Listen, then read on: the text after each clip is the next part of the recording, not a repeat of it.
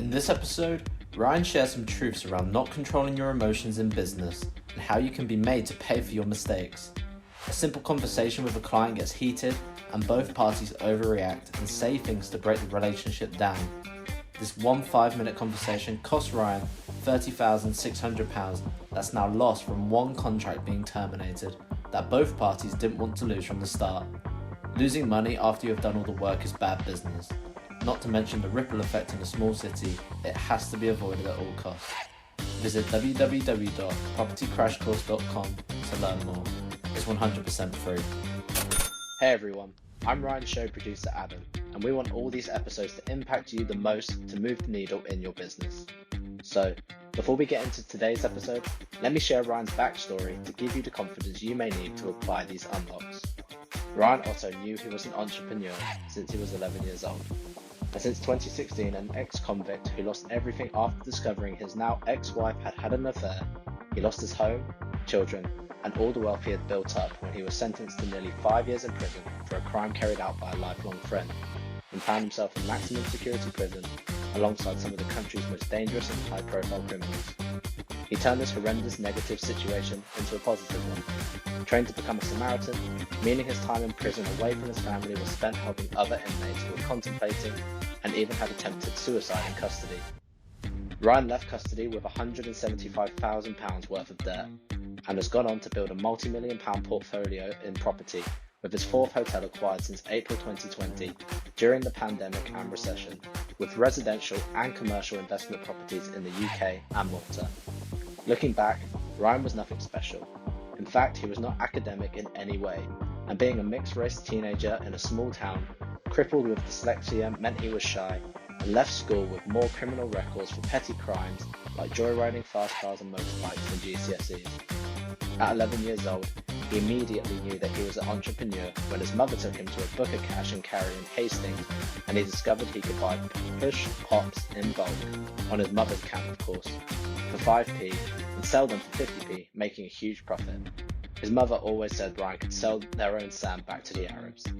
In this episode, you will find value in a variety of talks, tactics and breakthroughs, strategies, unlocks and interviews around business, property investment, entrepreneurship, the hotel business and real life. It's these exact unlocks Ryan shares in these episodes that are responsible for turning his life around, and anybody listening to these episodes can do the same. It's taken Ryan 20 years of failures and success, cost him nearly 5 years in prison, to bring you these experiences that you will hear in these episodes. Please do spend the 60 seconds to leave Ryan a podcast review and a rating, because your review is the fuel that keeps Ryan delivering these episodes. Thank you. Hey podcasters, Thursday the 17th of December.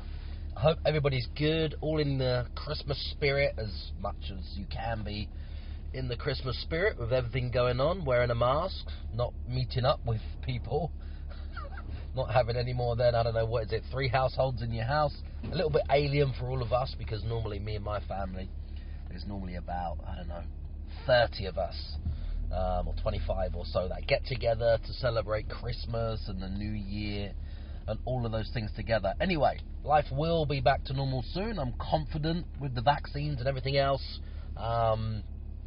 Springtime around there, this will all be behind us. Things will bounce back. Bounce back. It makes me think of bounce back loans, where so many people have taken advantage, taken the piss, and buying bloody Ferraris and stuff like that with bounce back loans. Anyway, off tangent, or went off on a tangent there, but anyway, back on track. So hope everybody is well, and I'm confident this will. From what I've seen, I'm confident this will all be behind us by the spring in 2021, so we can all get on with our lives. Anyway, what's going on?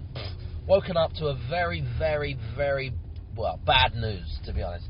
Bad news. Not bad news like somebody's died, not bad news that somebody I know or love or close to me has got coronavirus, not bad news in that sense. Bad news for business. Now, we have a house, it generates £4,800 a month in rent. We have a lease on this particular building, and we pay, what do we pay? Just over £2,000, okay, a month. It generates $4,800 a month for us. So this particular property, it cash flows, net cash flow about £2,500 every single month. So it's one of those deals that we like, one of those deals that we're very, very, pleased and proud to have. And it makes a lot of money. That's the average UK salary in this one particular deal. Anyway, the bad news. We get a phone call this morning, quite early, that the police had to be called to the house because there was a fight. Police had to be called to the house because there was a fight. Now, when they say fight, we don't know if it was a physical fight or it was just like the makings, the sound of a fight. Only because I say that because they're two completely different things. Yes, if you hear lots of shouting and screaming and everything else, it sounds like a fight, but is it a physical fight or is it just a shouting and screaming and, etc., etc.? Because we house a lot of contractors, a lot of builders, a lot of professionals too, and we did have a lot of students. We haven't really got many students anymore. Just pulling over for a second. We got a lot of men that live with us, that are working on various different projects that we house. I don't know, anything from 50 to 60 men all the time, all year round, or month by month at the moment. And most of them are from overseas. Not that that's a problem at all, or not discriminating in any way, but most of them are from the Eastern Bloc, Eastern Europe, Romania, Moldova, even Russia, Bulgaria, Poland, the Czech Republic, all of those places over there. I love those places, but many of them, they can't even speak English, which is fine. They do their job, they come here, they're skilled tradesmen, they're here to work, and many can't speak English. So the massive problem at the start is a language barrier, where there's probably one out of a group in each house that can actually communicate in English, and it's very broken. So the communication is hard anyway. They just work hard 6-7 days a week, drink some beer in the evenings or the weekends, send money home to their families, stack up a lot of cash because they earn good money here, and then they go home. Now, when you've got that many men grouped into a house, we've got some houses which take up to 16 people, okay? Obviously licensed and HMOs or, things like that, or in separate rooms, shared accommodation or one of our hotels, but they take up to 16 people. Now, when you have large groups together like that, and when they can't speak English, and when their native language or the native tongue is Romanian or Moldovan, they are generally loud, we've found. Very, very loud. Just talking, just communicating. And some people can be a little bit intimidated by that. Some people think it's a fight going on. Some people think it's a disturbance. Until you actually get to know them and understand, that's just how they communicate. They are bloody loud. Anyway, I'm just heading up to one of the properties now, where we had this incident, but this time it's a little bit different because one of the neighbours actually did call the police. Now, we've already had a call with the neighbour and found out that nobody was arrested, which is great news. But somebody still called the police. The police had to come, and from what I've heard, the police were just pissed off because nobody got arrested. Not that the police, are only happy if they arrest people. I don't mean that. I mean, nobody could speak English, so they couldn't even work out what's going on, who's doing what. You can imagine the guys, no problem, we're fine, no problem, you go. We go sleep now. Okay, night, bye-bye. Anyway, and the police just have no idea what's going on. So anyway, nothing was broken. There wasn't any blood anywhere.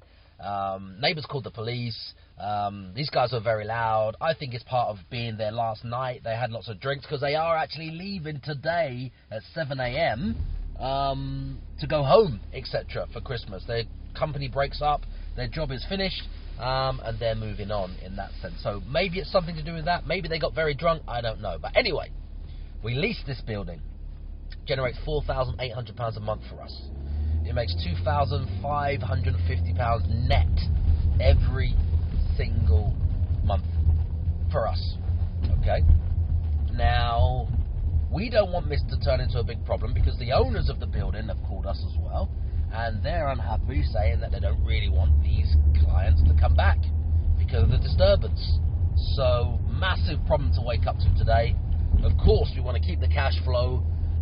That replaces the average UK salary. Just one of these deals replaces the average UK salary. And I've actually gone up the wrong road while I'm driving up to the building, talking to you guys. I've gone up the wrong road. Anyway, so yeah, massive challenge. Woken up with that this morning.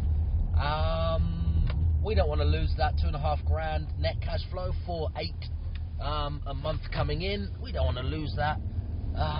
So yeah, we do our best to try and solve this problem, which is just part of, the more deals you do, the more buildings you have, the more hotels you have, the bigger you grow, the more problems that you do have. Now, I completely understand they can be mitigated, they can be managed better. I don't know if I could have done anything any differently to control them better. Sorry, not to control them better, to prevent them having a fight. I don't think it's anything to do with us, how many people got in the office.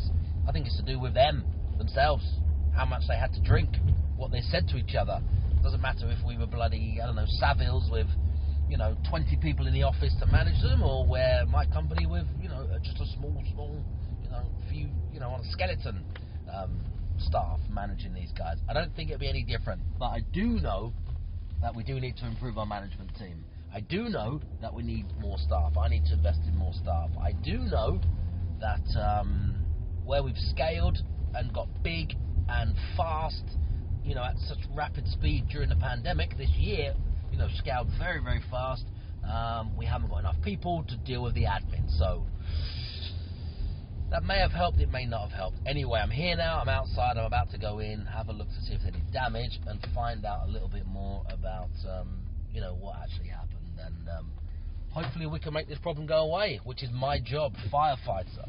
Just putting out problems, putting out fires each and every day. So hopefully this one can be fixed for everybody's sake. He's a #1 Amazon bestseller. He's an NLP manipulator. He's a property course seller. He's a Lamborghini driving multi-millionaire property guru. Forget that same old boring I am me narcissistic podcast format, because nobody gives a fuck. This podcast is all about you. So I'm taking these few seconds to thank you for subscribing, to thank you for leaving your 5-star reviews, and thank you for sharing this show with all of your friends. My team and I will keep bringing you these episodes and answering all of your burning questions in my Facebook community group called Property Crash Course. If you can just keep telling all of your friends about this show.